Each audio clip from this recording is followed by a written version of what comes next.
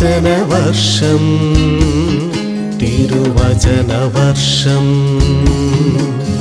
വചനവർഷം തിരുവചനവർഷം നിന്നിൽ വസിച്ചിടാൻ തിരുവചനവർഷം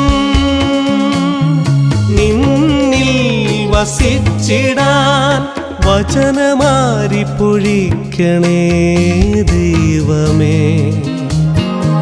തിരുവചനമാക്കി തീർക്കണേ എന്നെ. ദൈവതിരുനാമത്തിൻ്റെ മഹത്വമുണ്ടായിരിക്കട്ടെ. വിശുദ്ധ പൗലോസ്ലീഹായുടെ നാമത്തിൽ അറിയപ്പെടുന്ന ബൈബിളിലെ ഗ്രന്ഥങ്ങളുടെ പഠനം നമ്മൾ തുടരുന്നു. ഇന്ന് പൗലോസ്ലീഹ തെസ്സലോനിക്കക്കാർക്ക് എഴുതിയ ലേഖനങ്ങളെക്കുറിച്ചാണ് നമ്മൾ പഠിക്കുന്നത്. തെസ്സലോനിക്കക്കാർക്ക് പൗലോസ്ലീഹായുടേത് എന്ന് അറിയപ്പെടുന്ന 2 ലേഖനങ്ങൾ എഴുതിയതായി നാം ബൈബിളിൽ കാണുന്നുണ്ട്. ഇതിൽ 2ാമത്തെ ലേഖനത്തിൻ്റെ രചയിതാവ് പൗലോസ്ലീഹ ആണോ എന്നതിനെക്കുറിച്ചുള്ള ചർച്ചകൾ ബൈബിൾ പണ്ഡിതന്മാരുടെ ഇടയിലുണ്ട്. പൗലോസ്ലീഹായുടെ രചനയാണ് എന്നുള്ളതിൽ അവർ സംശയം പ്രകടിപ്പിക്കുന്നുമുണ്ട്. എന്നാൽ പൗലോസ്ലീഹ തെസ്സലോനിക്കക്കാർക്ക് എഴുതിയ 1ാം ലേഖനം അത് പൗലോസ്ലീഹായുടെ തന്നെ രചനയാണ് എന്ന് ബൈബിൾ പണ്ഡിതന്മാർ സമ്മതിക്കുന്നുമുണ്ട്. പുതിയ നിയമ ഗ്രന്ഥങ്ങളിൽ ആദ്യം എഴുതപ്പെട്ട ഒരു അമൂല്യ കൃതിയാണ് വിശുദ്ധ പൗലോസ്ലീഹ തെസ്സലോനിക്കക്കാർക്ക് എഴുതിയ 1ാം ലേഖനം. ഈ ലേഖനം സംശയലേശമന്യേ പൗലോസ്ലീഹ എഴുതിയതാണ് എന്നാണ് ബൈബിൾ പണ്ഡിതന്മാരുടെ അഭിപ്രായം. അതോടൊപ്പം മാർസിയോൻ്റെ കാനനിലും മൊറത്തോറിയൻ കാനനിലും ഉൾപ്പെടുത്തിയിട്ടുള്ള 5 അധ്യായങ്ങളിൽ ഒതുങ്ങുന്നതായ ഈ ഗ്രന്ഥം പൗലോസ്ലീഹായുടെ തെസ്സലോനിക്കായിലെ ക്രൈസ്തവ സമൂഹവുമായിട്ടുള്ള ഊഷ്മള ബന്ധത്തെയും അദ്ദേഹത്തിൻ്റെ അജപാലന ശുശ്രൂഷയുടെ ശൈലിയുടെയും മകുട ഉദാഹരണമാണ്. തെസ്സലോനിക്ക നഗരം BC 315 മഹാനായ അലക്സാണ്ടർ ചക്രവർത്തിയുടെ പട്ടാള മേധാവിയായ കസാന്തർ അലക്സാണ്ടർ ചക്രവർത്തിയുടെ സഹോദരിയായ തെസ്സലോനിക്കയുടെ പേരിൽ സ്ഥാപിച്ചു. BC 146 ആയപ്പോഴത്തേക്കും മക്കദോനിയ പ്രവിശ്യയുടെ തലസ്ഥാനമായി ഈ പട്ടണം ആയിത്തീർന്നു. ഏജിയൻ കടലിലൂടെയുള്ള വ്യാപാര ബന്ധങ്ങൾക്കും സാമ്പത്തിക നേട്ടങ്ങൾക്കും നിർണായകമായ സ്ഥാനം വഹിച്ച ഒരു തുറമുഖ പട്ടണം കൂടിയായിരുന്നു ഇത്. കിഴക്കും പടിഞ്ഞാറും തമ്മിലുള്ള പ്രധാന വ്യാപാര യാത്രാ കേന്ദ്രം കൂടിയായിരുന്ന ഈ പട്ടണം റോമാക്കാർക്ക് വിശ്വസ്തമായ ഒരു സ്വതന്ത്ര നഗരം ആയിരുന്നു. ഇവിടുത്തെ മതജീവിതത്തെക്കുറിച്ച് നമ്മൾ ചിന്തിക്കുകയാണെങ്കിൽ പല വിധത്തിലുള്ള വിഗ്രഹ ആരാധനകൾ, അതുപോലെ തന്നെ എംപറർ വർഷിപ്പ് എന്നറിയപ്പെടുന്ന സീസറിന് ആരാധന നൽകുന്നതായ ആ ഒരു ശൈലി, അതുപോലെ തന്നെ ഗ്രീക്കും റോമൻ ദേവന്മാരും ദേവതകളും ആരാധന സ്വീകരിക്കുന്നതായ ഒരു സ്ഥലം. ഇതോടൊപ്പം തന്നെ മിസ്റ്ററി റിലീജിയൻസ് എന്ന് പറയുന്ന നിഗൂഢ ആരാധനകൾ നടത്തുന്ന മതസമൂഹങ്ങളും ഈ പട്ടണത്തിൽ ഉണ്ടായിരുന്നു. ഇവിടെ തന്നെ യഹൂദന്മാരുടെ ഒരു സിനഗോഗ് ഉണ്ടായിരുന്നു എന്ന് അപ്പോസ്തല പ്രവർത്തനങ്ങൾ 17-ാം അധ്യായം 1-ാം വാക്യത്തിൽ നമ്മൾ വായിക്കുന്നുണ്ട്. അപ്പോൾ അങ്ങനെ വരുമ്പോൾ ഇവിടുത്തെ ജനങ്ങൾ ഗ്രീക്കുകാരും റോമാക്കാരും യഹൂദന്മാരും കച്ചവടക്കാരും തുടങ്ങിയൊരു മിശ്ര സമൂഹമായിരുന്നു എന്ന് നമുക്ക് കാണാൻ കഴിയും. ചരിത്രപരവും സാമൂഹ്യപരവും മതപരവും രാഷ്ട്രീയപരവുമായ പ്രതിബന്ധങ്ങളെ അതിജീവിച്ച് ആദിമ ക്രൈസ്തവ സമൂഹത്തിൻ്റെ പശ്ചാത്തലത്തിലും യേശു ശിഷ്യരുടെ സുവിശേഷ പ്രഘോഷണത്തിൻ്റെ പരിണിത ഫലമായും രൂപം കൊണ്ടതാണ് തെസ്സലോനിക്കായിലെ ഈ സഭയ്ക്ക് എഴുതപ്പെട്ട പൗലോസ്ലീഹായുടെ നാമത്തിലുള്ള ഈ ലേഖനം. ഈ ലേഖനത്തിൻ്റെ വിശദമായ ഘടന, ശൈലി, സന്ദർഭം എന്നിവ അറിയുന്നത് ഈ ലേഖനം പഠിക്കുന്നതിനും പരിചയപ്പെടുന്നതിനും ഇതിൻ്റെ സന്ദേശം മനസ്സിലാക്കുന്നതിനും സഹായകമാണ്.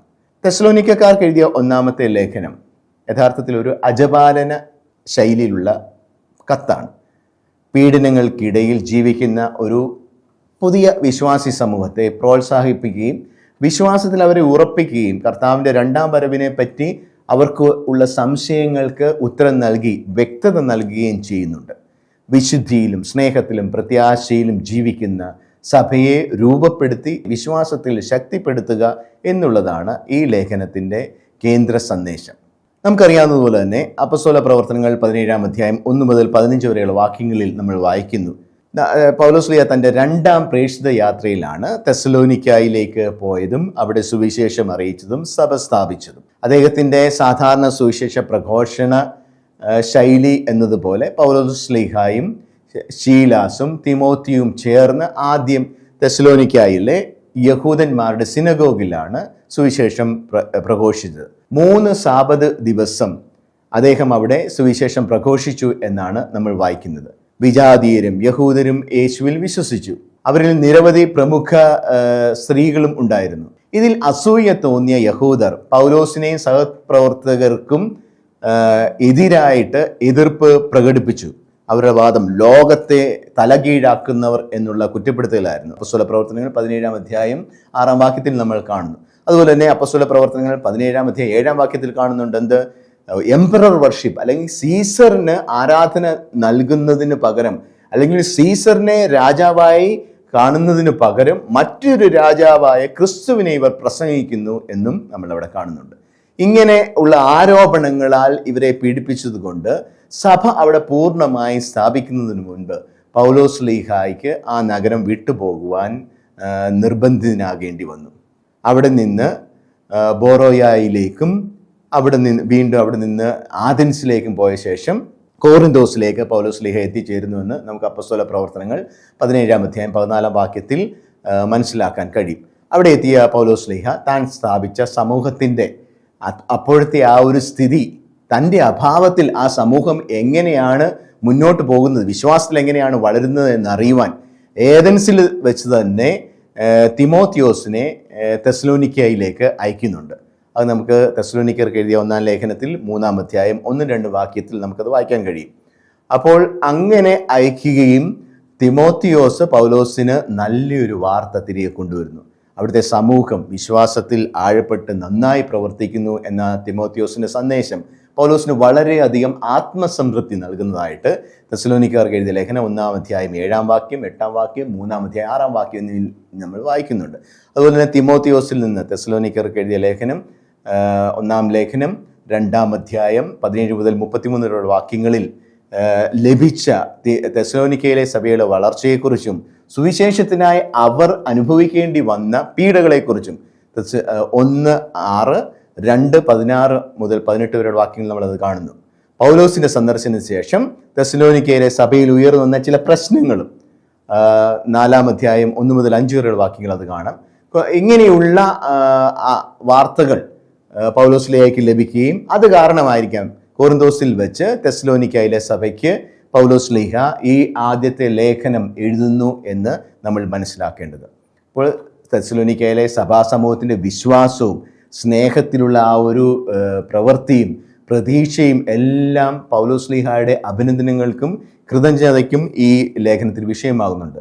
അതേസമയം അവരെ പ്രോത്സാഹിപ്പിക്കുവാനും അവർ നേരിടുന്നതായ മതപീഡനങ്ങളിൽ കരുത്തേകുവാനും സുവിശേഷത്തിൽ അധിഷ്ഠിതമായ ഒരു ക്രിസ്തീയ ജീവിതം നയിക്കുവാനും ഈ കത്തിലൂടെ പൗലോസ്ലീഹ ശ്രമിക്കുന്നു. ഇതിൻ്റെ സന്ദർഭം നമ്മൾ ഒന്നുകൂടെ മനസ്സിലാക്കുക. തെസ്സലോനിക്കക്കാർക്ക് എഴുതിയ 1-ാം ലേഖനം ഒരുപക്ഷെ കോറിന്തോസിൽ നിന്ന് AD 50 വസന്തകാലത്തിൻ്റെ അവസാനത്തിലോ വേനൽക്കാലത്തിലോ എഴുതിയതായിരിക്കാം. തെസ്സലോനിക്കയിലെ വിജാതീയരും യഹൂദ ക്രിസ്ത്യാനികളും ചേർന്ന് മിശ്രിതമായിരിക്കുന്ന ക്രിസ്തീയ സമൂഹത്തിന് വേണ്ടിയാണ് ഈ കത്ത് എഴുതിയിരിക്കുന്നത്. പൗലോസ്ലീഹ ഈ കത്ത് എഴുതുന്നത് ഞാൻ മുമ്പ് പറഞ്ഞ പോലെ തന്നെ അവരെ ശക്തിപ്പെടുത്താൻ, വിശ്വാസത്തിലും അവരുടെ അനുദിന ജീവിതത്തിലും അവരെ ശക്തിപ്പെടുത്തുവാനും ക്രിസ്തു കേന്ദ്രീകൃതമായ ഒരു ജീവിതം നയിക്കുവാൻ വേണ്ടി അവരെ പ്രോത്സാഹിപ്പിക്കുവാനും വേണ്ടിയാണ് ഈ കത്ത് എഴുതിയത് എന്ന് ബൈബിൾ പണ്ഡിതന്മാർ അനുമാനിക്കുന്നു. ചുരുക്കത്തിൽ ഈ കത്തിൻ്റെ രചനയുടെ സമയം നമ്മൾ കണ്ടു, കോറിന്തോസിൽ വെച്ച് AD 50-ലോ 51-ലോ എഴുതിയതായിരിക്കും. അതുപോലെ തന്നെ ഇതിൻ്റെ രചയിതാവ് പൗലോസ്ലീഹ എന്നതിനെ കുറിച്ച് നിസ്സംശയം എല്ലാവരും അംഗീകരിക്കുന്ന ഒരു കാര്യമാണ്. പൗലോസിൻ്റെ രചനാപരമായ ശൈലിയുടെ ഒരു ഉദാഹരണമായിട്ട് ഈ കത്ത് കാണുന്നതുകൊണ്ട് ഇത് നിസ്സംശയം പൗലോസ്ലീഹ എഴുതിയതാണ്. AD 50-നും 51-നും ഇടയ്ക്കായിരിക്കും ഇത് എഴുതിയത്. കോറിന്തോസിൽ വെച്ചായിരിക്കും അത് എഴുതിയത്. അപ്പോസ്തല പ്രവർത്തനങ്ങൾ 18-ാം അധ്യായം 1 മുതൽ 18 വരെയുള്ള വാക്യങ്ങളിൽ നമുക്കറിയാം കോറിന്തോസ്, ഇതിൻ്റെ അടുത്തുള്ള കോറിന്തോസ് എന്ന സ്ഥലത്ത് പൗലോസ്ലീഹ ഈ കത്ത് എഴുതി. അങ്ങനെ ഈ കത്ത് എഴുതിയെങ്കിൽ 50-51 ഇടയ്ക്ക് ഈ കത്ത് എഴുതിയെങ്കിൽ നമ്മൾ ഒരു കാര്യം ഓർക്കണം. പൗലോസിൻ്റെ ആദ്യത്തെ ലേഖനം അല്ലെങ്കിൽ തെസ്സലോനിക്കക്കാർക്ക് എഴുതിയ ഈ ആദ്യത്തെ ലേഖനം പുതിയ നിയമത്തിലെ പഴയ പുസ്തകങ്ങളിൽ ഒന്നായിത്തീരുന്നു. അല്ലെങ്കിൽ യേശുവിൻ്റെ മരണവും ഉയർപ്പും സംഭവിച്ചതിന് ശേഷം വെറും 20 വർഷങ്ങൾക്ക് ഉള്ളിൽ എഴുതിയ ഒരു വിശുദ്ധ ഗ്രന്ഥത്തിലെ ഒരു പുസ്തകമാണ് തെസ്സലോനിക്കക്കാർക്ക് എഴുതിയ 1-ാം ലേഖനം എന്ന് നമ്മൾ മനസ്സിലാക്കുന്നത്. ഇതിൻ്റെ പ്രാധാന്യം വർദ്ധിപ്പിക്കുന്നുണ്ട്. അതായത് പുതിയ നിയമത്തിലെ ഏറ്റവും ആദ്യം എഴുതപ്പെട്ട ഗ്രന്ഥങ്ങളിൽ ഒരു ഗ്രന്ഥമാണ് പൗലോസ്ലീഹ തെസ്സലോനിക്കക്കാർക്ക് എഴുതിയ 1-ാം ലേഖനം. ഈ ലേഖനത്തിൻ്റെ ലക്ഷ്യം ഒന്നുകൂടെ ഒന്ന് വിശദീകരിക്കുന്നു. ലേഖനത്തിൻ്റെ ലക്ഷ്യം നമ്മൾ മുമ്പ് പറഞ്ഞ പോലെ തന്നെ പീഡനങ്ങൾക്ക് ഇടയിലും തെസ്സലോനിക്കായിലെ സഭാമക്കളുടെ വിശ്വാസത്തിന് ദൈവത്തിന് നന്ദി പറയുക, അതുപോലെ തന്നെ സുവിശേഷ പ്രഘോഷകരുടെ പ്രേക്ഷിത ശുശ്രൂഷയുടെ ആ മഹത്വവും അതിൻ്റെ പ്രത്യേകതയും ദൈവജനത്തിന് വിശദീകരിച്ചു കൊടുക്കുക.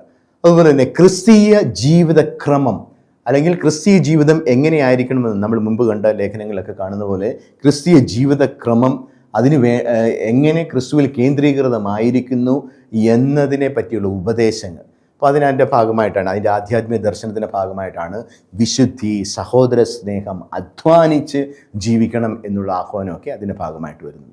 അതുപോലെ തന്നെ നമുക്കറിയാമല്ലോ, കർത്താവ് മരിച്ച അന്നത്തെ ആദിമസഭയുടെ ഏറ്റവും വലിയ ആ ഒരു അനുഭവം എന്ന് പറയുന്നത് പറൂസിയ അല്ലെങ്കിൽ കർത്താവിൻ്റെ 2-ാം വരവ്, കർത്താവിൻ്റെ ആ ദിവസം ആഗതമാകാൻ പോകുന്നു, അത് ഉടൻ തന്നെ വരുന്നു എന്നുള്ളത് ഈ ലേഖനത്തിൽ വളരെ ശക്തമായിട്ട് കാണാം. അതുകൊണ്ട് തന്നെയാണ് ഇത് പൗലോസ്ലീഹ തന്നെ എഴുതിയതാണ്, അല്ലെങ്കിൽ ഇത് വളരെ ആദ്യം തന്നെ സഭയുടെ ആരംഭകാലത്തിൽ തന്നെ എഴുതിയ ലേഖനമാണ് എന്ന് നമ്മൾ പറയുന്നു.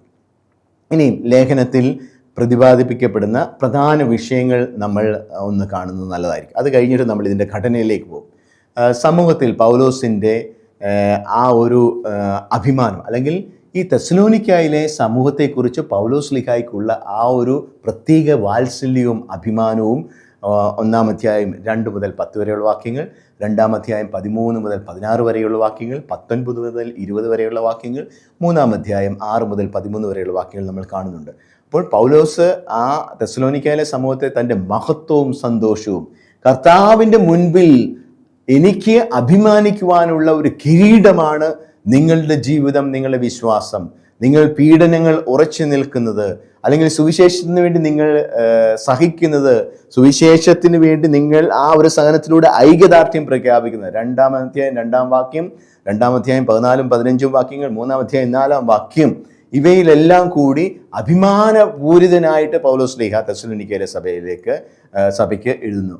പൗലോസും തെസ്സലോനിക്കായിലെ ക്രിസ്തീയ സഭയും അല്ലെങ്കിൽ അവിടുത്തെ വിശ്വാസി സമൂഹവും യൂദയായിലെ ക്രിസ്ത്യാനികളും തമ്മിലൊരു ബന്ധം സൃഷ്ടിക്കുന്നത്, അല്ലെങ്കിൽ കർത്താവുമായുള്ള അവരുടെ ദൃഢനിശ്ചയത്തിൻ്റെയും വിശ്വാസത്തെയും ശക്തിപ്പെടുത്തുകയും ചെയ്യുന്നത് ഈ സുവിശേഷത്തിന് വേണ്ടിയുള്ള അവരുടെ ആ ഒരു അധ്വാനവും അല്ലെങ്കിൽ അതിനുവേണ്ടിയുള്ള സഹനവുമാണെന്ന് പൗലോസ്ലീഹ പറയുന്നു. രണ്ടാമത്, വിശുദ്ധിയും സഹോദര സ്നേഹവും സമാധാനവും, അല്ലെങ്കിൽ ക്രിസ്തീയ ജീവിതത്തിൻ്റെ ആ ഒരു പ്രത്യേകത. അവർ അധ്വാനിക്കുന്നവരാകണം, വിശുദ്ധിയുള്ളവരാകണം, സഹോദര സ്നേഹം പാലിക്കുന്നവരാകണം, അങ്ങനെ സദ്ഗുണമുള്ളവരായി തുടരാനുള്ള ഒരു ആഹ്വാനം പൗലോസ്ലീഹ അവർക്ക് കൊടുക്കുന്നു. കാരണം നിങ്ങൾ ക്രിസ്ത്യാനികളാണ് എന്ന് പറയുമ്പോൾ നിങ്ങൾക്ക് മറ്റുള്ളവരിൽ നിന്ന് ഒത്തിരി വ്യത്യാസമുണ്ട്, നിങ്ങൾക്ക് പ്രത്യേക കൃപ ലഭിച്ചവരാണെന്നൊക്കെ പറയുന്നുണ്ട് പൗലോസ്ലീഹ. 2-ാം അധ്യായം 11 മുതൽ 12 വരെയുള്ള വാക്യങ്ങൾ, 4-ാം അധ്യായം 1 മുതൽ 12 വരെയുള്ള വാക്യത്തിൽ ഇതൊക്കെ നമുക്ക് കാണാം. സഭയിലെ അംഗത്വം കാരണം ക്രിസ്ത്യാനികൾ മറ്റുള്ളവരിൽ നിന്ന് വ്യത്യസ്തമായ ഒരു ജീവിതം നയിക്കുന്നു. അവരുടെ ജീവിതശൈലിയും ആധ്യാത്മികതയും റോമൻ സാമ്രാജ്യത്തിൻ്റെ ഐക്യത്തിന് വിരുദ്ധമായി കണ്ട, അല്ലെങ്കിൽ അസൂയയുടെ ഭാഗമായിട്ട് ഐക്യത്തിന് അവർ വിരുദ്ധമായിട്ട് അവർ വിശകലനം ചെയ്യുകയും അല്ലെങ്കിൽ അങ്ങനെ അതിനെ വ്യാഖ്യാനിക്കുകയും ചെയ്തുകൊണ്ട് യഹൂദന്മാരും റോമാക്കാരും ക്രിസ്ത്യാനികളെ കുറ്റപ്പെടുത്തുവാൻ വേണ്ടി കണ്ട ഒരു മാർഗം, ഇവരെ അധാർമികതയിൽ ജീവിക്കുന്നു. അല്ലെങ്കിൽ തെസ്സലോനിക്കായിലുള്ള ആ സഭയിലെ അംഗങ്ങൾക്ക് എതിരായിട്ട് അവർ വെച്ചിരിക്കുന്ന ആരോപണം അവരുടെ ധാർമ്മികതയിലെ എന്തെങ്കിലും പോരായ്മകൾ കാണിക്കുക എന്നുള്ളത്. അതുകൊണ്ട് ഈ ഒരു പ്രതിച്ഛായ മാറ്റുവാൻ സഭയിലെ അംഗങ്ങൾ ഉയർന്ന പൗരന്മാരായി, ഉയർന്ന ചിന്തയുള്ള പൗരന്മാർ, ശരീരത്തിൻ്റെ മാത്രം ഒരു തലത്തിലേക്ക് അല്ലെങ്കിൽ ധാർമ്മികമായ അസന്മാർഗികതയുടെ ലാഞ്ചിന് പോലും ഇല്ലാത്തവരായിട്ട് തീരുവാൻ പൗലോസ്ലീഹ ആഗ്രഹിക്കുകയും ചെയ്യുന്നു. അതുപോലെ തന്നെ മതപീഠത്തിൻ്റെതായ കൂടുതൽ പീഡനങ്ങൾ അവർക്കുണ്ടാകാതിരിക്കട്ടെ എന്ന് പ്രാർത്ഥിക്കുകയും ചെയ്യുന്നു. അതുകൊണ്ടാണ് പൗലോസ്ലീഹ ഈ ഒരു ആരോപണമാണല്ലോ കൂടുതൽ വരുന്നത്. അങ്ങനെയെങ്കിൽ അവരോട് അധാർമികതയുടെ തരി പോലും, ചെറിയ തരി പോലും ഉപേക്ഷിക്കുവാനും യുഗാന്ത അധിഷ്ഠിതമായ ആഹ്ലാദത്തോട് ജീവിക്കുവാനും ദരിദ്രരെ സഹായിക്കുവാനും തിന്മയ്ക്ക് പകരം തിന്മ ചെയ്യാതിരിക്കുവാനും ആവശ്യപ്പെടുന്നുണ്ട്. അപ്പം അങ്ങനെ ഒരു ദർശനം ഈ ഒരു ലേഖനത്തിൽ കാണുന്നുണ്ട്. ഇനി ഇതിനകത്തിൽ കാണുന്ന ഒരു പ്രധാനപ്പെട്ട കാര്യമാണ് കർത്താവിൻ്റെ ദിവസം, പറോസിയ, കർത്താവിൻ്റെ രണ്ടാമത്തെ വരവും മരിച്ചവരുടെ പുനരുത്ഥാനം. ഇത് ഈ തെസ്സലോനിക്കക്കാർ തന്നെ അവർക്കുണ്ടായിരുന്ന ചില ചോദ്യങ്ങൾ അല്ലെങ്കിൽ സംശയങ്ങൾ തിമോത്തിയോസ് മുഖേന പൗലോസ്ലീഹ അറിയിച്ചതിൻ്റെ ഭാഗമായിട്ട് കൂടിയായിരിക്കാം ഈ ഒരു കാര്യം പൗലോസ്ലീഹ ഇവിടെ വളരെ കൃത്യമായിട്ട് കൈകാര്യം ചെയ്യുന്നുണ്ട്. 4-ാം അധ്യായം 13 മുതൽ 18 വരെയുള്ള വാക്യങ്ങളും 5-ാം അധ്യായം 1 മുതൽ 11 വരെയുള്ള വാക്യങ്ങളിലും കാണുന്നത് ഇത് തന്നെയാണ്. കർത്താവിൻ്റെ രണ്ടാം വരവ് ഉടൻ തന്നെ സംഭവിക്കും എന്നുള്ള രീതിയിൽ തന്നെ സഭാമക്കൾ, സഭ പ്രതീക്ഷിച്ചുകൊണ്ടിരിക്കുന്ന കർത്താവിൻ്റെ ദിവസം അല്ലെങ്കിൽ കർത്താവിൻ്റെ രണ്ടാമത്തെ വരവ്, രക്ഷയുടെ അനുഭവം എല്ലാവർക്കും ഉണ്ടാകേണ്ട അവരുടെ ഉയർപ്പിൻ്റെ അനുഭവം, അത് എപ്പോൾ സംഭവിക്കും അല്ലെങ്കിൽ എങ്ങനെയാണ് അതൊക്കെ നടക്കുന്നത് എന്നുള്ള കാര്യങ്ങൾ അവിടുത്തെ സഭയെ ആശങ്കപ്പെടുത്തിയ ഒരു വിഷയമായിരിക്കാം. അതിൻ്റെ അംഗങ്ങളിൽ പലരും കർത്താവിൻ്റെ രണ്ടാമത്തെ വരവിനായിട്ട് കാത്തിരിക്കുമ്പോൾ മരിച്ചു പോയിട്ടുണ്ട്. അങ്ങനെ മരിച്ചു പോയെങ്കിൽ അവരുടെ കാര്യം എന്തായിത്തീരും? ജീവിച്ചിരിക്കുന്ന നമ്മൾ കർത്താവ് വരുമ്പോൾ നേരിട്ടത് കാണുകയും കർത്താവിനോടൊപ്പം ആയിരിക്കുകയും ചെയ്യുന്നു. പക്ഷേ നമ്മുടെ കൂടെ ചേർന്ന് വിശ്വാസികളായിട്ട് സഭാമക്കളായി തീർന്നിട്ട് കർത്താവിൻ്റെ രണ്ടാമത്തെ വരവിന് മുമ്പ് ഈ മരിച്ചുപോയവരെ പറ്റിയുള്ള കാര്യങ്ങൾ എന്തായിത്തീരുന്നു എന്നുള്ളത് അവർ ചോദിക്കും. ഇതിനൊക്കെ കൃത്യമായിട്ടുള്ള മറുപടി വളരെ ഭംഗിയായിട്ട് പൗലോസ്ലീഹ ഈ ലേഖനത്തിൽ തരുന്നുകൊണ്ട് യുഗാന്ത ജീവിതത്തെക്കുറിച്ചുള്ള എസ്കത്തോളജിക്കൽ ആയിട്ടുള്ള ഒരു എക്സ്പ്ലനേഷൻ, ഒരു വിശദീകരണം, അല്ലെങ്കിൽ കർത്താവിൻ്റെ രണ്ടാമത്തെ പറോസിയെക്കുറിച്ചുള്ള ഒരു വിശദീകരണം ഈ ലേഖനത്തിൽ നമ്മൾ കാണുന്നുണ്ട്. അതുകൊണ്ട് നമ്മൾ ഓർക്കുക, മരിച്ചവർ ഉയർത്തെഴുന്നേൽക്കുമെന്നും അവർ ക്രിസ്തുവിനോട് ചേരുന്ന ആദ്യ വ്യക്തികളായി തീരുമെന്നും ജീവനുള്ളവരായ നമ്മൾ ക്രിസ്തുവിനോടൊപ്പം അല്ലെങ്കിൽ ജീവനുള്ളവരായ നമ്മൾ ക്രിസ്തുവിനോടൊപ്പം ആയിരിക്കുമ്പോൾ നമ്മളെ അവർ അനുധാവനം ചെയ്യുമെന്നും പൗലോസ്ലീഹ ഉറപ്പ് നൽകുന്നുണ്ട്. ജീവിച്ചിരുന്നവരുടെ കൂട്ടത്തിൽ പൗലോസ്ലീഹ അതുകൊണ്ട് തന്നെ കാരണം പൗലോസ്ലീഹ മരിക്കാത്തതുകൊണ്ട് കർത്താവ് ഉടനെ വരുമ്പോൾ താനും ജീവനുള്ളവരുടെ കൂട്ടത്തിലായിരിക്കും. മരിച്ചുപോയവരെ കർത്താവ് ഉയർപ്പിച്ച് നമ്മുടെ കൂടെയാക്കും. ഇത് തൻ്റെ ജീവിതകാലത്ത് തന്നെ സംഭവിക്കുമെന്ന് പൗലോസ്ലീഹ കരുതിയിരുന്നു. അതാണ് ഈ ലേഖനത്തിൽ നിന്ന് നമുക്ക് മനസ്സിലാവുന്നത്. കാരണം കർത്താവിൻ്റെ ദിവസം രാത്രിയിൽ ഒരു കള്ളനെ പോലെ അല്ലെങ്കിൽ പ്രസവ വേദനയെ പോലെ കടന്നു വരുമെന്ന് പൗലോസ്ലീഹ അവിടെ വിശദീകരിക്കുന്നു. അപ്പോൾ ആ കർത്താവിൻ്റെ ദിവസം അല്ലെങ്കിൽ കർത്താവിൻ്റെ രണ്ടാമത്തെ വരവിനെ കുറിച്ചുള്ളും അതിനു മുമ്പ് മരണപ്പെട്ടവരുടെ അവരുടെ ജീവിതം, അവരുടെ ഭാവി എന്തായിത്തീരും എന്നുള്ള കാര്യത്തെക്കുറിച്ചും പൗലോസ്ലീഹ ഇവിടെ കൃത്യമായിട്ട് പറയും. ഇനി 4-ാമത്തെ പോയിന്റായിട്ട് ഈ ലേഖനത്തിൽ പറയുന്ന പ്രധാനപ്പെട്ട ഒരു കാര്യം ഇതാണ്: കർത്താവിൻ്റെ രണ്ടാമത്തെ വരവിനായി കാത്തിരിക്കുന്ന ജീവിച്ചിരിക്കുന്നവരായ നാം ഓരോരുത്തരും എങ്ങനെ ജീവിക്കണം? അവർ ദൈവത്തിൻ്റെ ജനമായിട്ട് ജാഗരൂകരായിട്ട് ജീവിക്കണമെന്നാണ് പൗലോസ്ലീഹ പറയുന്നത്. 5-ാം അധ്യായം 1 മുതൽ 11 വരെയുള്ള വാക്യങ്ങളിൽ നമുക്കത് കാണും. ക്രിസ്തുവിൻ്റെ രണ്ടാം വരവിനായി ക്രിസ്ത്യാനികൾ തയ്യാറായിരിക്കുന്നു. അതുകൊണ്ട് ക്രിസ്തു രണ്ടാമത്തെ വരെ പെട്ടെന്ന് തന്നെ അവൻ വരും. അവൻ മിന്നൽ പിണർ പോലെ വരും, അവൻ പ്രസവവേദന പോലെ വരും, അല്ലെങ്കിൽ അവൻ കള്ളനെ പോലെ പെട്ടെന്ന് വരും. പക്ഷേ ക്രിസ്ത്യാനികൾ ഒരിക്കലും ആ വരവിൽ അതിശയപ്പെടുകയില്ല. കാരണം അവരതിനുവേണ്ടി കാത്തിരിക്കുന്നവരാണല്ലോ. അതുകൊണ്ട് അവർ ഒരുങ്ങിയിരിക്കുന്നവരാണല്ലോ. തെസ്സലോനിക്കക്കാർക്ക് എഴുതിയ 1-ാം ലേഖനത്തിൽ 5-ാം അധ്യായം 5-ാം വാക്യത്തിൽ പറയുന്നുണ്ട്, അത് അവർ പ്രകാശത്തിൻ്റെയും പകലിൻ്റെയും പുത്രന്മാരാണ്. അവരിൽ ആരും തന്നെ രാത്രിയുടെ അന്ധകാരത്തിൻ്റെയും മക്കളല്ല. പകലിൻ്റെ മക്കളായ അവർ വിശ്വാസത്തിൻ്റെയും സ്നേഹത്തിൻ്റെയും കവചവും രക്ഷയുടെ പ്രത്യാശയുമാകുന്ന പടത്തൊപ്പിയും ധരിച്ച് മദ്യപിച്ച് ബോധം കെട്ടവരെ പോലെ സുബോധമുള്ളവരായിട്ട് ഒരുക്കമുള്ളവരായിട്ട് ആയിരിക്കുന്നു. 5-ാമത്തെ 8-ാം വാക്യം എന്ന് പൗലോസ്ലീഹ പ്രഖ്യാപിക്കുന്നുണ്ട്. അതുകൊണ്ട് ഇത് അവരെക്കുറിച്ച് അത് അൺഎക്സ്പെക്റ്റഡ് ആയിരിക്കുകയില്ല. They will not be surprised because of the second coming of Jesus Christ. ഇത് ഈ വിഷയം പൗലോസ്ലീഹ വളരെ കൃത്യമായിട്ട് ഈ ലേഖനത്തിൽ പറയുന്നുണ്ട്. ഇത് പൗലോസ്ലീഹയുടെ മറ്റു ലേഖനം കൊറിന്തോസ്യർക്ക് എഴുതിയ 1-ാം ലേഖനം 4 മുതൽ 9 വരെയുള്ള വാക്യങ്ങൾ, 7-ാം അധ്യായം 29 മുതൽ 31 വരെയുള്ള വാക്യങ്ങൾ, 11, 26, 16, 22 തുടങ്ങിയ വാക്യങ്ങൾ, അതുപോലെ തന്നെ മത്തായിയുടെ സുവിശേഷം 24, 30 മുതൽ 31 വരെയുള്ള വാക്യങ്ങൾ, ഫിലിപ്പിയർക്ക് എഴുതിയ ലേഖനം 1-ാം അധ്യായം 9 മുതൽ 10 വരെയുള്ള വാക്യങ്ങൾ, റോമാക്കാർക്ക് എഴുതിയ ലേഖനം 11-ാം അധ്യായം 25 മുതൽ 32 വരെയുള്ള വാക്യങ്ങൾ, 13-ാം അധ്യായം 8 മുതൽ 14 വരെയുള്ള വാക്യങ്ങളിലൊക്കെ ഇത് നമ്മൾ കാണുന്നു. ഇനിയിവിടെ വരവ് അല്ലെങ്കിൽ ആഗമനം, പറോസ്യ, അതിന് സാധാരണ അർത്ഥം വരവ് അല്ല ആഗമനം എന്നാണ് സൂചിപ്പിക്കുന്നത്. ഈ ഗ്രീക്ക് പദമായ ഇതിൻ്റെ ലാറ്റിൻ തുല്യം എന്ന് പറയുന്ന അഡ്വൻസ് എന്ന് പറയും, അല്ലെങ്കിൽ വരവ്, ആഗമനം. പക്ഷേ പൗലോസ്ലീഹ ഈ വാക്ക് അതിൻ്റെ സാധാരണ അർത്ഥത്തിലും തൻ്റെ ലേഖനത്തിൽ ഉപയോഗിക്കുന്നു. ഫിലിപ്പിയർ 1:20 വരവ്, അതിൻ്റെ ആഗമനം എന്ന് പറയുന്നത്. കോരിന്തോസുകാർക്ക് 1-ാം ലേഖനത്തിൽ 16-ാം അധ്യായം 17-ാം വാക്യത്തിലും, കോരിന്തോസുകാർക്ക് 2-ാം ലേഖനത്തിൽ 7-ാം അധ്യായം 6-7 വാക്യങ്ങളിലും അവിടെ സാധാരണ രീതിയിലുള്ള വരവ്, ആഗമനം എന്നുള്ള ഒരു രീതിയിലാണ്. എന്നാൽ ദൈവശാസ്ത്രപരമായിട്ട് പൗലോസ്ലീഹ ഇവിടെ അതിനെ ഉപയോഗിക്കുന്നുണ്ട്. ഇവിടെ ദൈവശാസ്ത്രപരമായിട്ട് അതിനെ ഉപയോഗിക്കുമ്പോൾ കർത്താവിൻ്റെ 2-ാം വരവിനെയാണ് ഈ ഗ്രീക്ക് വാക്ക്, പരോസിയ എന്ന ഗ്രീക്ക് വാക്ക് സൂചിപ്പിക്കുന്നത് അല്ലെങ്കിൽ അർത്ഥം വയ്ക്കുന്നത്.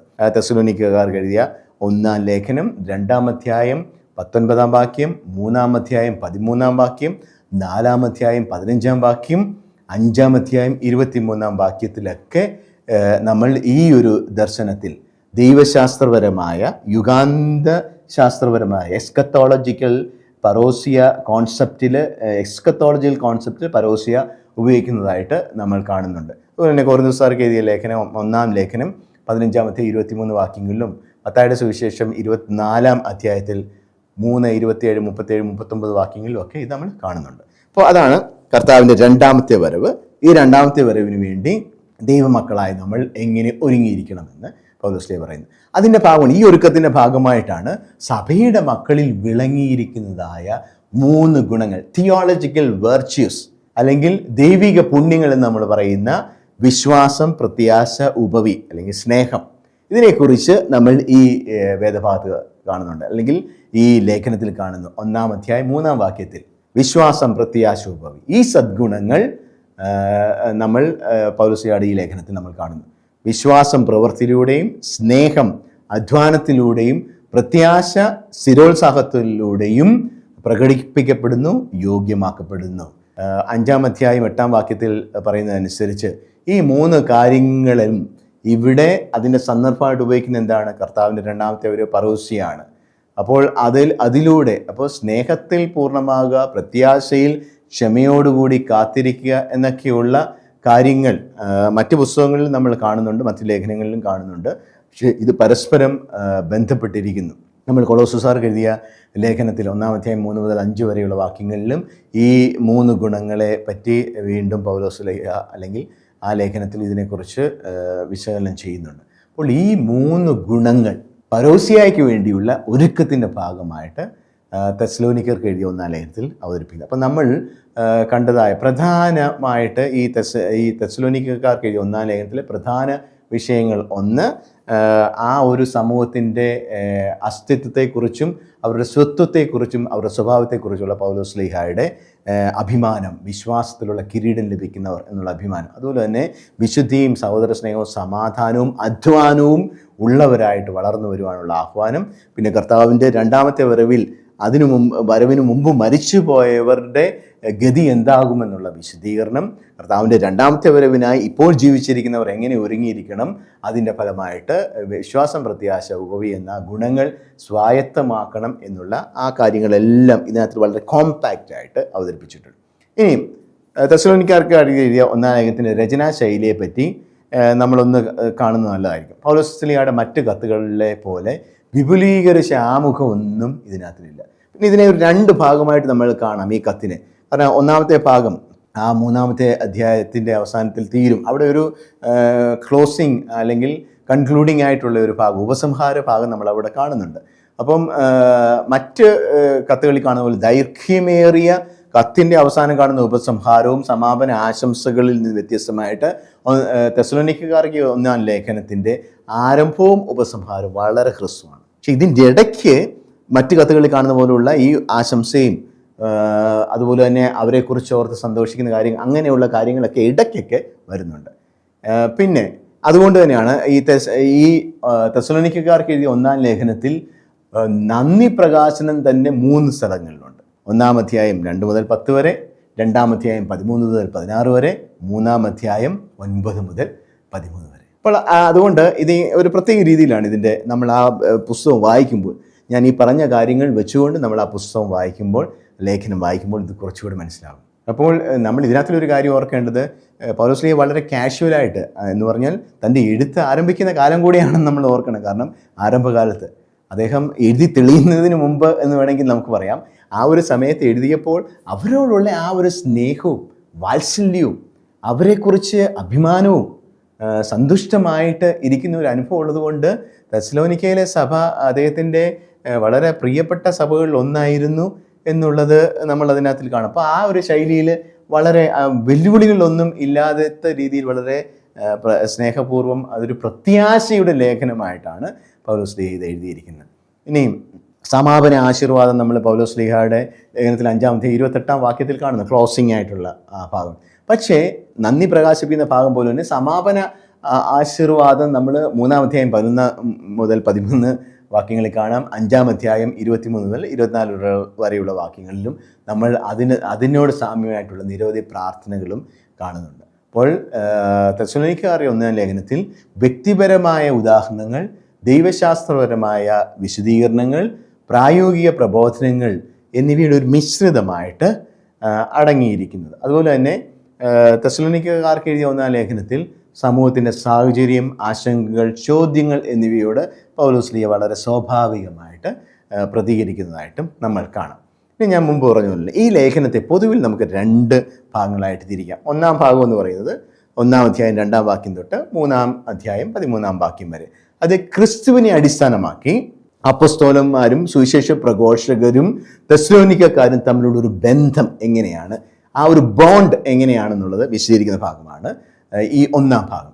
2-ാം ഭാഗത്ത് കർത്താവായ യേശുവിലുള്ള വിശ്വാസത്തിൽ അടിസ്ഥാനപ്പെടുത്തിക്കൊണ്ട് ഉള്ള അപ്പസ്തോല പ്രവർത്തനങ്ങൾ അല്ലെങ്കിൽ ക്രിസ്തീയ ജീവിതത്തിനുള്ള മാനദണ്ഡം, ആ ക്രിസ്തീയ ജീവിതത്തിനുള്ള ഉപദേശങ്ങൾ, അതാണ് 4-ാം അധ്യായം 1-ാം വാക്യം തൊട്ട് 5-ാം അധ്യായത്തിൻ്റെ അവസാനം അല്ലെങ്കിൽ ഈ ലേഖനം തീരുന്നത് വരെയുള്ള കാര്യങ്ങൾ നമ്മൾ കാണുന്നു. അപ്പോൾ ഇത് അതിൻ്റെ ഒരു പൊതു ഘടനയായിട്ട് നമ്മൾ കാണുന്നെങ്കിലും ഇതിൻ്റെ വിശദമായിട്ടുള്ള ഒരു ഘടന ഞാനൊന്ന് പറയാം. അത് നമുക്ക് പഠനത്തിന് നമ്മളെ സഹായിക്കും. അതായത് 1-ാം അധ്യായം 1-ാം വാക്യം അഭിവാദനവും കൃപയും സമാധാനവും, വളരെ ചുരുങ്ങി നമ്മൾ പറഞ്ഞല്ലോ.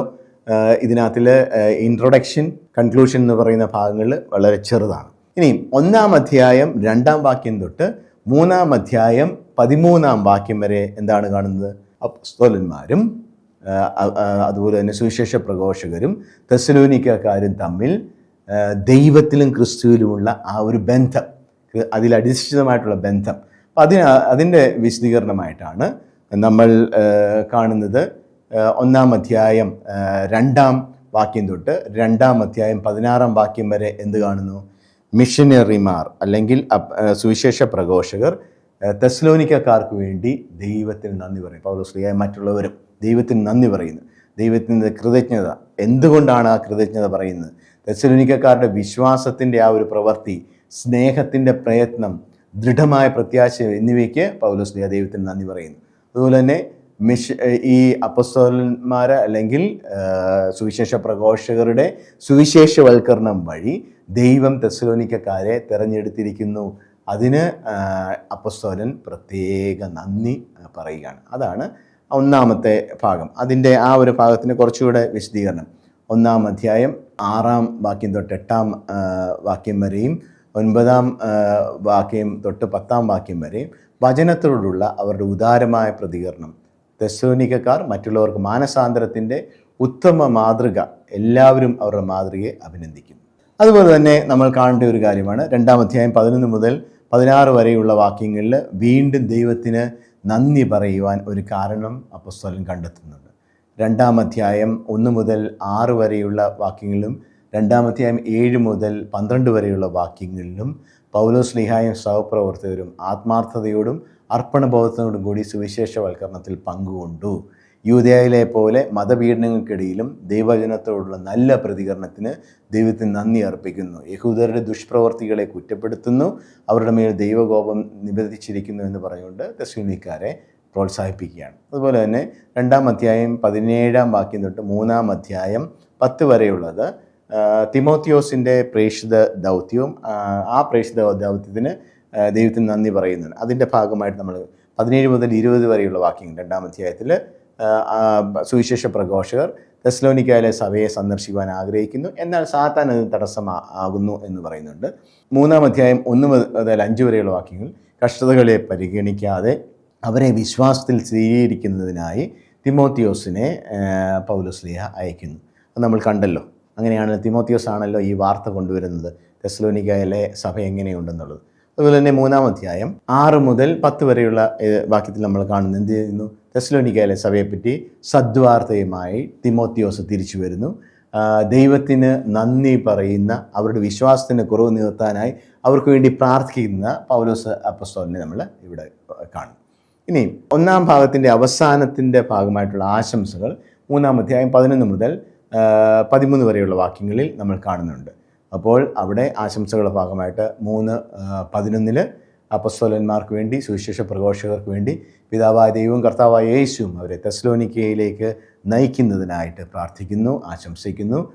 12-ഉം 13-ഉം വാക്യങ്ങളിൽ തെസ്സലോനിക്കക്കാർക്ക് വേണ്ടി കർത്താവായ യേശുവിൻ്റെ വിശുദ്ധരോടൊത്തുള്ള വരവിനെ മുൻപിൽ കണ്ട് കർത്താവരുടെ സ്നേഹവും വിശുദ്ധിയും വളർത്തുന്നതിനായിട്ട് പ്രാർത്ഥിക്കുന്നു.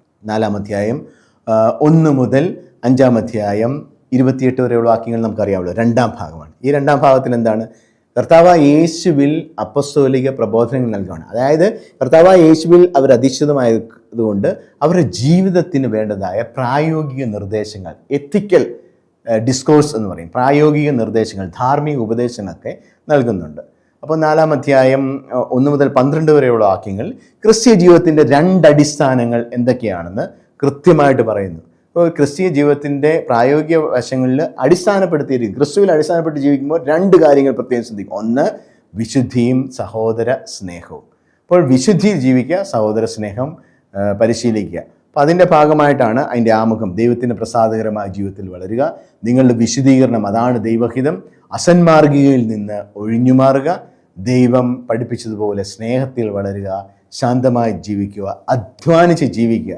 പൗലോസ് തൻ്റെ ഉപദേശം, തൻ്റെ കാര്യം പറഞ്ഞു, ഞാൻ അധ്വാനിച്ചാണ് ജീവിച്ചത്, നിങ്ങൾ ആരെയും ബുദ്ധിമുട്ടയ്ക്കാതെ ഞാൻ ജീവിച്ചു. അപ്പോൾ അതാണ് 4-ാം അധ്യായം 1 മുതൽ 12 വരെയുള്ള വാക്യങ്ങളിൽ നമ്മൾ കാണുന്നത്. ഇനിയും 4-ാം അധ്യായം 13 മുതൽ 5-ാം അധ്യായം 11 വരെയുള്ള വാക്യങ്ങളിൽ നമ്മൾ എന്ത് കാണുന്നു? കർത്താവിൻ്റെ 2-ാമത്തെ വരവ്, പറോസിയ എന്ന കാര്യങ്ങൾ ഇവിടെയാണ് വിശദീകരിക്കപ്പെടുന്നത്. കർത്താവിൻ്റെ 2-ാമത്തെ വരവിനായി കാത്തിരിക്കുക, കർത്താവിൻ്റെ പ്രത്യാഗമനവും കർത്താവിൻ്റെ ഈ 2-ാമത്തെ വരവിന് മുൻപ് മരിച്ചവരുടെ ഉയർപ്പിനെ പറ്റിയുള്ള കാര്യങ്ങളും വിശദീകരിക്കുന്നുണ്ട്. അപ്പോൾ ഇവിടെ മറ്റൊരു കാര്യം പറയുന്നുണ്ട്, 4-ാം അധ്യായം 13 മുതൽ 18 വരെയുള്ള വാക്യങ്ങൾ പറയുന്നുണ്ട്, മരിച്ചവരെ പറ്റി നമ്മൾ ദുഃഖിക്കാതിരിക്കുക. നമ്മൾ മരിച്ച ഒരു അനുഭവം നമ്മുടെ കുടുംബത്തിലോ എവിടെയെങ്കിലും വരുമ്പോഴൊക്കെ നമുക്ക് ഇതൊക്കെ എടുത്ത് വായിക്കുകയാണെങ്കിൽ അത് നമ്മളെ ഒത്തിരി സഹായിക്കും, നമുക്ക് ഒത്തിരി ഒരു പ്രത്യാശ നൽകുകയും നമ്മളുടെ ജീവിതത്തിന് കൂടുതൽ ആത്മശക്തി നൽകുകയും ചെയ്യുന്നു. അതുപോലെ തന്നെ കർത്താവിൻ്റെ 2-ാമത്തെ വരവിൻ്റെ അപ്രതീക്ഷിതമായ ആ ഒരു പ്രത്യേകതകൾ 5-ാം അധ്യായം 1 മുതൽ 11 വരെയുള്ള വാക്യങ്ങൾ നമ്മൾ എന്താ കാണുന്നത്? കർത്താവിൻ്റെ അപ്രതീക്ഷിതമായ ആഗമനവും ക്രൈസ്തവരുടെ ജീവിത നിലപാടുകളും. It will not surprise the Christians because they are already prepared for the second coming of Jesus Christ. അപ്പോൾ പരസ്യയ്ക്ക് വേണ്ടി ഒരുങ്ങിയിരിക്കുന്നതായ ക്രിസ്ത്യാനികൾ എങ്ങനെ ഒരുങ്ങണം, അതിനുള്ള ജീവിത നിലപാടുകൾ, അത് ഒരുങ്ങിയത് കൊണ്ടുള്ള അനുഗ്രഹങ്ങളും പറ്റിയാണ് അവിടെ പറയുന്നത്. ഇനിയും 5-ാം അധ്യായം 12 മുതൽ 22 വരെയുള്ള വാക്യങ്ങളിൽ ക്രൈസ്തവ ജീവിതത്തെക്കുറിച്ചുള്ള നിർദ്ദേശങ്ങളാണ് പറയുന്നത്. അതായത് സമൂഹ ജീവിതത്തിൽ അല്ലെങ്കിൽ ക്രിസ്ത്യാനികൾ സഭാ ജീവിതത്തിൽ ശ്രദ്ധിക്കേണ്ട കാര്യങ്ങളെപ്പറ്റി പറയുന്നത്. 5-ാം അധ്യായം 23 മുതൽ 24 വരെയുള്ള വാക്യങ്ങളിൽ ഈ 2-ാം ഭാഗത്തിൻ്റെ സമാപനം നമ്മളവിടെ കാണുന്നു. 1-ാം ഭാഗത്തിൻ്റെ സമാപനം 3-ാം അധ്യായത്തിൻ്റെ അവസാനം നമ്മൾ കാണുന്ന പോലെ 5-ാം അധ്യായത്തിൻ്റെ അവസാനത്തിൽ 2-ാം ഭാഗത്തിൻ്റെ സമാപന ആശംസകൾ. കർത്താവിൻ്റെ ദിവസത്തിനായി ദൈവം നിങ്ങൾക്ക് വിശുദ്ധിയും സമഗ്രതയും പ്രദാനം ചെയ്യട്ടെ എന്ന് പൗലോസ് ആശംസിക്കുന്നു. ഇനിയും 5-ാം അധ്യായം 25 മുതൽ 28 വരെയുള്ള വാക്യങ്ങൾ ഈ ലേഖനത്തിൻ്റെ മൊത്തം സമാപന ആശംസയാണ്. ക്രിസ്തുവിൻ്റെ കൃപ നിങ്ങളോടുകൂടി ഉണ്ടായിരിക്കട്ടെ എന്ന് പറഞ്ഞുകൊണ്ട് ഈ ലേഖനം മൊത്തം സമാപിക്കുന്ന ആ ഒരു ക്രമം. ഇതാണ് പൗലോസ് ലീഗ തെസ്സലോനിക്കക്കാർക്ക് എഴുതിയ ലേഖനത്തിൻ്റെ ഒരു ഏകദേശം ഉള്ളടക്കം അല്ലെങ്കിൽ ഘടന നമ്മൾ പറയുന്നത്. അപ്പോൾ ഈ പറയുന്ന കാര്യങ്ങൾ കൃത്യമായിട്ട് നോക്കി നമ്മൾ ആ ഒരു വേദഭാഗമായിട്ട് നോക്കുകയാണെങ്കിൽ നമുക്കത് കൂടുതൽ അതിൻ്റെ സന്ദേശം മനസ്സിലാക്കാനായിട്ട് കഴിയും.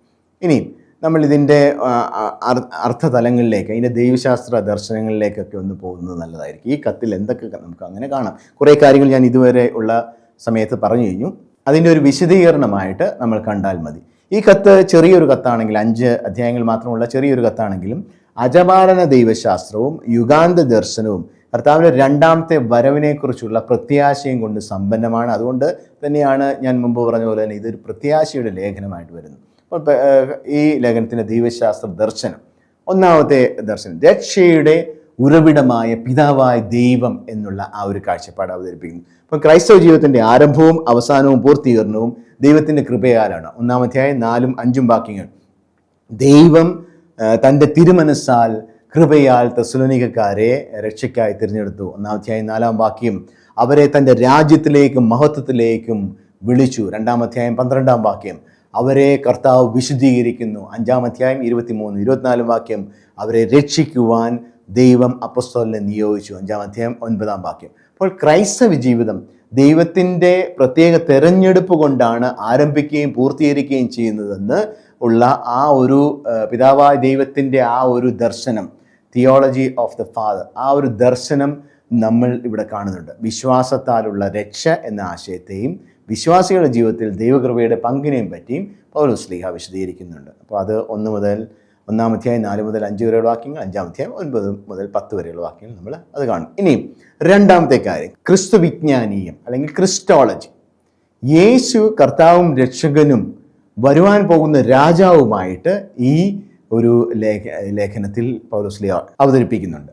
യേശുവിനെ എപ്പോഴും ഈ ലേഖനത്തിൽ കർത്താവെന്നാണ്, അല്ലെങ്കിൽ നമ്മൾ ഓർത്തോണം കീറിയോസ്, അല്ലെങ്കിൽ കർത്താവ് എന്ന് പറയുന്നത് ദൈവത്തിന് പകരമായിട്ട്, അല്ലെങ്കിൽ ഈ മനുഷ്യനായി പിറന്ന ദൈവം ആണെന്നുള്ള ആ ഒരു സഭയുടെ വലിയൊരു ക്രിസ്റ്റോളജിക്കൽ ഡെവലപ്മെൻ്റ് ആണത്, കർത്താവ് എന്നുള്ള ആ ഒരു അഭിസംബോധന. അപ്പോൾ യേശുവിനെ എപ്പോഴും കർത്താവായിട്ട് ഈ ലേഖനത്തിൽ അഭിസംബോധന ചെയ്യുന്നുണ്ട്. 1-ാം അധ്യായം 1-ാം വാക്യം, 3-ാം അധ്യായം 13-ാം വാക്യം, 5-ാം അധ്യായം 9-ാം വാക്യം, 28-ാം വാക്യം. അപ്പോൾ ക്രൈസ്തവ പ്രത്യാശയുടെ അടിത്തറയായി കർത്താവിൻ്റെ യേശുവിൻ്റെ മരണവും ഉയർപ്പും ലേഖനം അവതരിപ്പിക്കുന്നു. ക്രിസ്റ്റോളജിയുടെ ഭാഗമായിട്ട്, ക്രിസ്തു വിജ്ഞാനീയത്തിൻ്റെ ഭാഗമായിട്ട്. 1-ാം അധ്യായം 10-ാം വാക്യം, 4-ാം അധ്യായം 14-ാം വാക്യം. വരുവാനുള്ള ക്രോധത്തിൽ നിന്ന് അവൻ വിശ്വാസികളെ രക്ഷിക്കുന്നു. 1-ാം അധ്യായം 10-ാം വാക്യം. വരുവാനുള്ള ക്രോധം എന്ന് പറയുമ്പോൾ രക്ഷിക്കപ്പെടാത്ത അവസ്ഥയാണ്. കർത്താവിൻ്റെ രണ്ടാമത്തെ വരവിൽ, പറോസിയയിൽ സംഭവിക്കുന്ന രണ്ടാമത്തെ വരവിൽ രക്ഷിക്കപ്പെടാത്ത അവസ്ഥയാണ് ഈ വരുവാനിരിക്കുന്ന കോപം. അപ്പോൾ അവൻ്റെ ദിവസത്തിൽ, രണ്ടാം വരവിൽ മരിച്ചവരെ അവൻ ഉയർപ്പിക്കുകയും അപ്പോൾ ജീവിച്ചിരിക്കുന്നവരായി അവശേഷിക്കുന്നവർ കർത്താവിനെ എതിരേൽക്കുവാൻ അവരോടൊപ്പം മേഘങ്ങളിൽ സംവഹിക്കപ്പെടും. അങ്ങനെ എപ്പോഴും കർത്താവിന് കൂടെ ആയിരിക്കുകയും ചെയ്യും. 4-ാം അധ്യായം 13 മുതൽ 18 വരെയുള്ള വാക്യങ്ങൾ. അപ്പോൾ യേശു ക്രിസ്തുവാണ് ക്രൈസ്തവ ജീവിതത്തിൻ്റെയും ആരാധനയുടെയും രക്ഷയുടെയും നിത്യജീവിതത്തിൻ്റെയും കേന്ദ്രം, അവരുടെ ജീവിതചര്യയുടെയും ജീവിതത്തിൻ്റെയും കേന്ദ്രം എന്നുള്ള ആ ഒരു ക്രിസ്തു ദർശനം ഈ ലേഖനം അവതരിപ്പിക്കുന്നുണ്ട്. യേശു ക്രിസ്തുവിൻ്റെ ദൈവികത, രക്ഷകൻ എന്ന നിലയിൽ യേശു ക്രിസ്തുവിൻ്റെ പങ്ക്, അവനുള്ള വിശ്വാസത്തിൻ്റെ പ്രാധാന്യം എന്നിവയെ ഈ ലേഖനം ഊന്നി പറയുന്നുണ്ട്. അപ്പോൾ അത് നമ്മൾ 1-ാം അധ്യായം 9 മുതൽ 10 വരെയുള്ള വാക്യങ്ങൾ, 5-ാം അധ്യായം 9 മുതൽ 10 വരെയുള്ള വാക്യങ്ങളിലൊക്കെ നമുക്കത് കാണാൻ കഴിയും. ഇനി ന്യൂമെറ്റോളജി ഈ ലേഖനത്തിൽ എത്രമാത്രം കാണാം? ഡെവലപ്പ് ചെയ്തിട്ടില്ല, അത് കുറച്ച് വളർന്നിട്ടില്ല. അതിൻ്റെ അടിസ്ഥാനപരമായ കാര്യങ്ങളാണ് നമ്മൾ കാണുന്നത്. സഭയിൽ പരിശുദ്ധാത്മാവിൻ്റെ പങ്ക്, അല്ലെങ്കിൽ സഭ എന്ന് പറയുന്നത് പരിശുദ്ധാത്മാവിൻ്റെ പ്രവർത്തനത്തിൽ അധിഷ്ഠിതമാകുന്നു എന്നുള്ള ആ ഒരു ദർശനം. അപ്പോൾ സുവിശേഷം അറിയിച്ചതും സുവിശേഷത്തിൻ്റെ ആ ഒരു ശക്തി എല്ലാവർക്കും അനുഭവപ്പെടുന്നതും പരിശുദ്ധാത്മാവിലും ഉത്തമമായ ബോധ്യത്തോടും കൂടിയാണ്.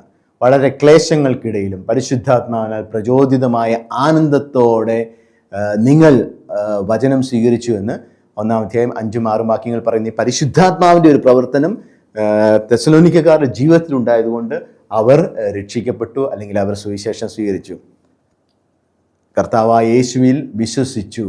അപ്പോൾ അതുകൊണ്ട് 5-ാം അധ്യായം 19-ാം വാക്യത്തിൽ പറയുന്നത് എന്താണ്? ആത്മാവിനെ നിങ്ങൾ നിർവീര്യമാക്കരുത്.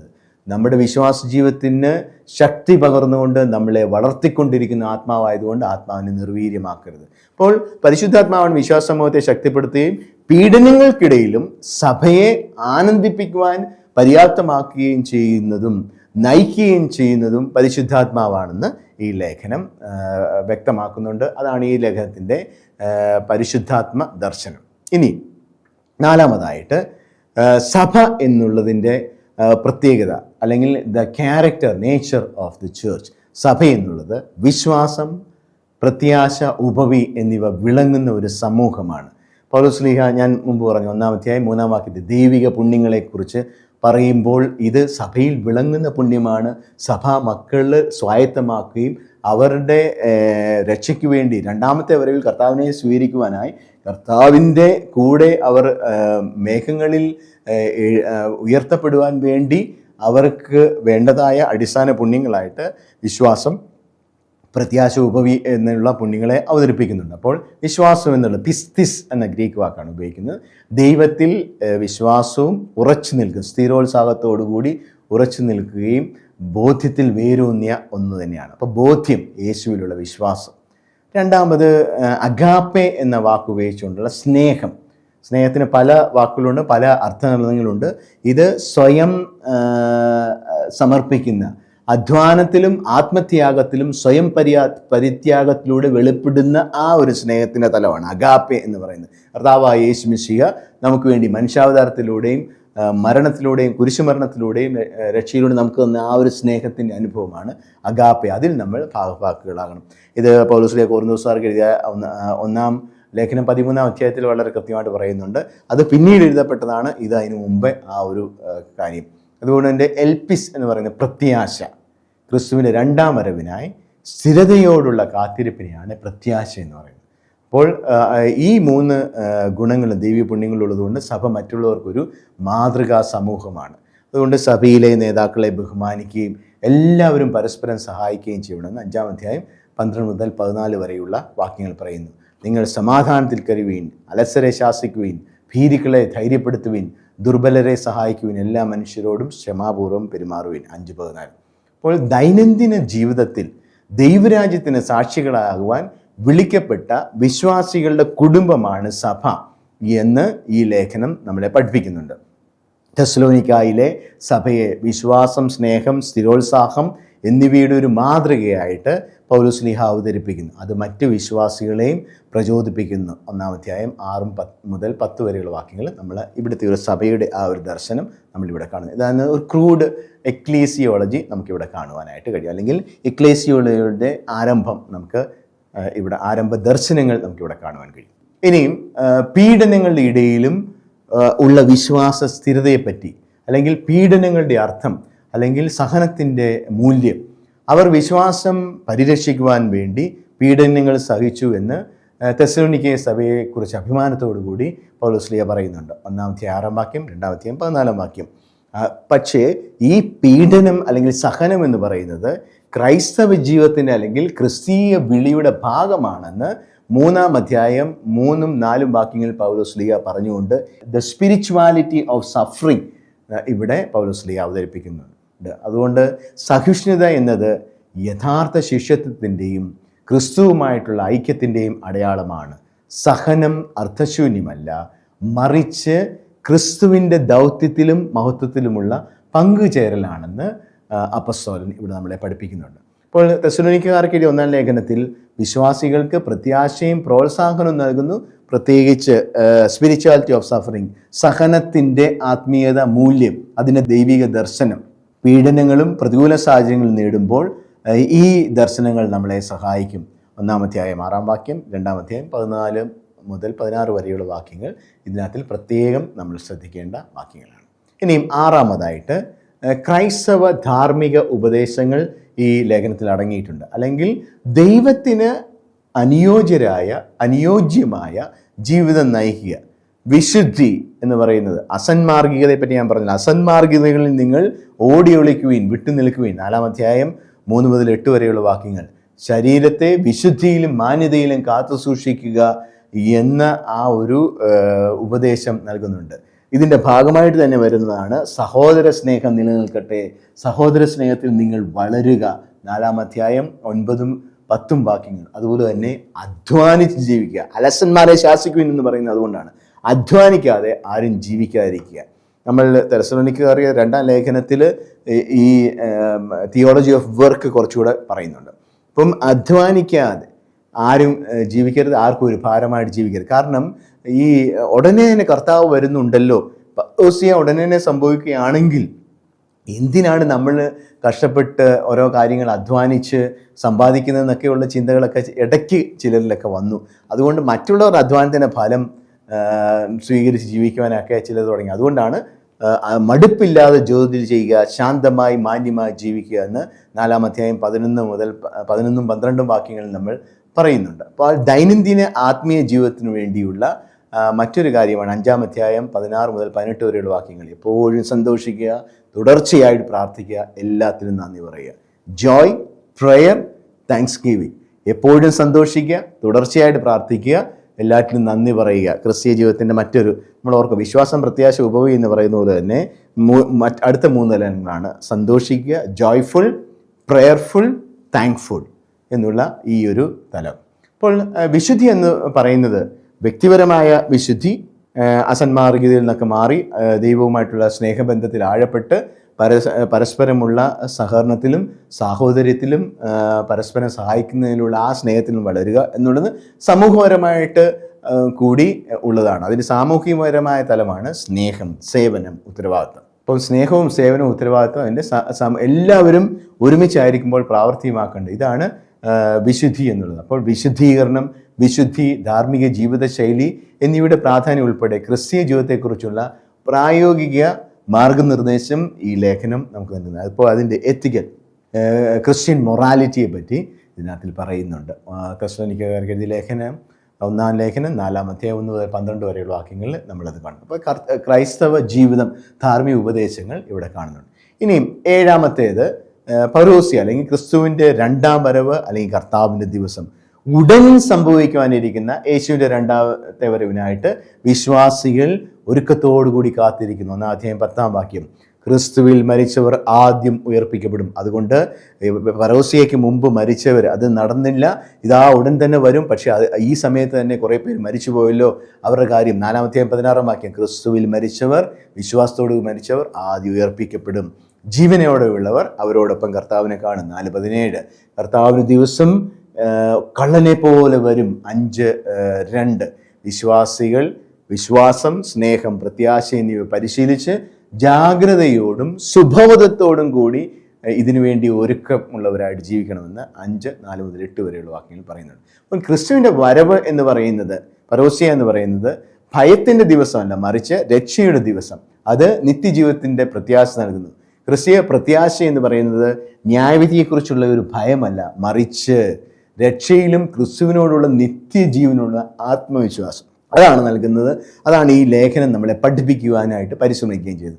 അതുകൊണ്ട് അന്ത്യവിധി, ക്രിസ്തുവിൻ്റെ 2ാം വരവ്, മരിച്ചവരുടെ പുനരുത്ഥാനം എന്നിവയെക്കുറിച്ചുള്ള ചർച്ചയ്ക്ക് തെസ്സലോനിക്കക്കാർക്ക് എഴുതിയ 1-ാം ലേഖനം വളരെ കൃത്യമായ ദർശനങ്ങൾ നമുക്ക് നൽകുന്നുണ്ട്. 4-ാം അധ്യായം 13 മുതൽ 18 വരെയുള്ള വാക്യങ്ങൾ, 5-ാം അധ്യായം 1 മുതൽ 11 വരെയുള്ള വാക്യങ്ങൾ ഇവിടെ വളരെ പ്രസ്താവ്യമാണ്. അപ്പോൾ എസ്കറ്റോളജി അല്ലെങ്കിൽ മരണാനന്തകര ജീവിതം, കർത്താവിൻ്റെ 2ാമത്തെ വരവ്, പൗരോസ്യ, കർത്താവിൻ്റെ ദിവസം എന്നതിനെക്കുറിച്ചുള്ള ആദ്യകാല ക്രിസ്തീയ ദർശനത്തിലേക്ക് ഈ ലേഖനം നമുക്ക് നല്ല വിലപ്പെട്ട ഉൾക്കാഴ്ചകൾ നൽകുന്നുണ്ട്. അത് ഇപ്പോഴും റെലവൻ്റാണ്. അതിൻ്റെ സാങ്കത്യം ഇപ്പോഴും അവസാനിച്ചിട്ടില്ല എന്നുള്ള കാര്യം നമ്മൾ ഓർക്കുക. ദൈവശാസ്ത്ര മാനങ്ങളെക്കുറിച്ചുള്ള ചർച്ചയാണ് നമ്മൾ നടത്തിക്കൊണ്ടിരിക്കുന്നത്. അപ്പോൾ 8-ാമത്തേത് വിശുദ്ധീകരണം. അത് ദൈവത്തിൻ്റെ ഇഷ്ടമാണ്. ദൈവത്തിൻ്റെ ഇഷ്ടം നിങ്ങളത് വിശുദ്ധീകരണമാണ്. 4-ാം അധ്യായം 3-ാം വാക്യം, നമ്മുടെ കർത്താവായ യേശുവിൻ്റെ പ്രത്യാഗമനത്തിൽ നിങ്ങളുടെ ആത്മാവും ജീവനും ശരീരവും അവികലവും പൂർണ്ണവുമായിരിക്കുവാൻ വിശുദ്ധിയിൽ നിങ്ങൾ ജീവിക്കുവിൻ, അത് നിങ്ങൾക്ക് ഇടയാകട്ടെ എന്ന് 5-ാം അധ്യായം 23-ാം വാക്യങ്ങൾ പറയുന്നു.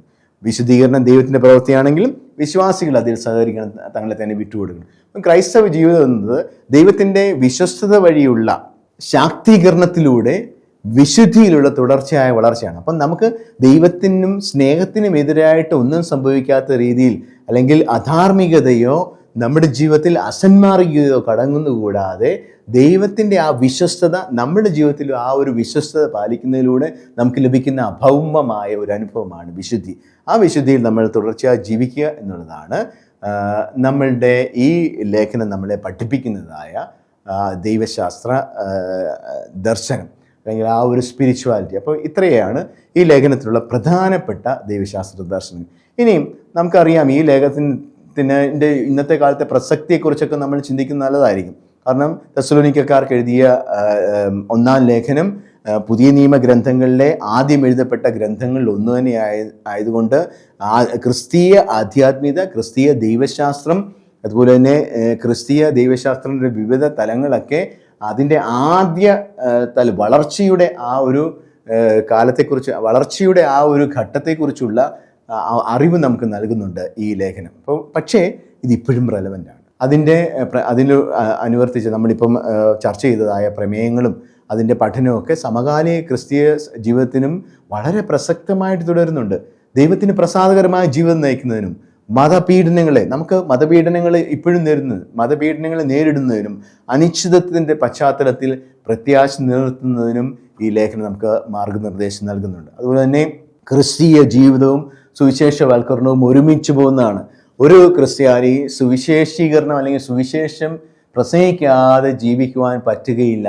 സുവിശേഷം പങ്കിടുന്നതിൻ്റെയും അല്ലെങ്കിൽ ശിഷ്യരാകുന്നതിൻ്റെയും പ്രാധാന്യം ക്രിസ്തീയ ദൗത്യത്തിനും സുവിശേഷവൽക്കരണത്തിനും ഒരു മാതൃകയായി വർത്തിക്കുന്നതിനും ഈ ലേഖനം നമുക്ക് അതിൻ്റെ പ്രാധാന്യം നമുക്ക് നൽകുന്നത്. അതായത് ക്രിസ്തീയ ജീവിതം എന്ന് പറയുന്നത് സുവിശേഷം പ്രഘോഷിക്കുക, ജീവിതത്തിലൂടെയും വാക്കുകളിലൂടെയും സുവിശേഷം പ്രസംഗിക്കുക എന്നുള്ളതാണ് ഈ ലേഖനം നമ്മളെ പഠിപ്പിക്കുന്നത്. ചുരുക്കത്തിൽ തെസ്സലോനിക്കക്കാർക്ക് എഴുതിയ ഒന്നാം ലേഖനം ദൈവശാസ്ത്രപരവും ആത്മീയപരമായി പ്രാധാന്യമുള്ളവയാണ്. ആദ്യകാല ക്രിസ്തീയ ചിന്ത, അതുപോലെ ക്രിസ്തീയ ജീവിതശൈലി, സഭാജീവിതം എന്നിവയെക്കുറിച്ചുള്ള ഉൾക്കാഴ്ചകൾ ഈ ലേഖനം നമുക്ക് നൽകുന്നുണ്ട്. ഭാവിയെ പ്രത്യാശയോടെ നേരിടുക എന്ന സന്ദേശം നൽകുന്നതിനാൽ തെസ്സലോനിക്കക്കാർക്ക് എഴുതിയ ഒന്നാം ലേഖനം പ്രത്യാശയുടെ ലേഖനം എന്ന് വിളിക്കുന്നു. വിശ്വാസത്തിൻ്റെയും പ്രത്യാശയുടെയും സ്നേഹത്തിൻ്റെയും ജീവിതം നയിക്കുന്നുള്ള മാർഗനിർദ്ദേശം ഈ ലേഖനം നൽകുന്നതുകൊണ്ട് അതിൻ്റെ സമകാലിക പ്രസക്തി വളരെ ശക്തമായിട്ട് വരുന്നു. ക്രിസ്തീയ ജീവിതത്തിൻ്റെ ഓരോ തലങ്ങളിലേക്ക് അത് വ്യാപിക്കുകയും ചെയ്യുന്നു. അതുകൊണ്ട് നമ്മൾ ഓർക്കേണ്ടത് തെസ്സലോനിക്കക്കാർക്ക് എഴുതിയ ഒന്നാം ലേഖനം അതിൻ്റെ ചരിത്രപരമായ പ്രാധാന്യം, അതിൻ്റെ ആധ്യാത്മികപരമായ പ്രാധാന്യം, അതിൻ്റെ ദൈവശാസ്ത്രപരമായ പ്രാധാന്യം, അതിൻ്റെ വിശ്വാസപരമായ പ്രാധാന്യം, അത് നമുക്ക് നൽകുന്ന ജീവിത സന്ദേശങ്ങളുടെയും ഉപദേശങ്ങളുടെയും പ്രാധാന്യം, ക്രിസ്തീയ മൂല്യം, അതുപോലെ തന്നെ ക്രിസ്തീയ ധാർമ്മിക ജീവിതം, ഇതിനെക്കുറിച്ചുള്ള പ്രായോഗികമായ നിർദ്ദേശങ്ങൾ നൽകുന്നത്, ഇതൊക്കെ ഈ ലേഖനം പഠിക്കുന്നതിലൂടെ നമ്മൾ മനസ്സിലാക്കുന്നു. അപ്പോൾ ഈ ലേഖനം നമ്മുടെ ജീവിതത്തിന് വലിയൊരു മൂല്യബോധവും വലിയൊരു പ്രത്യാശയും പ്രചോദനവും നൽകട്ടെ എന്ന് ഞാൻ ആശംസിക്കുന്നു. ഈ പഠനം അതിന് നമ്മളെ കൂടുതൽ സഹായിക്കട്ടെ.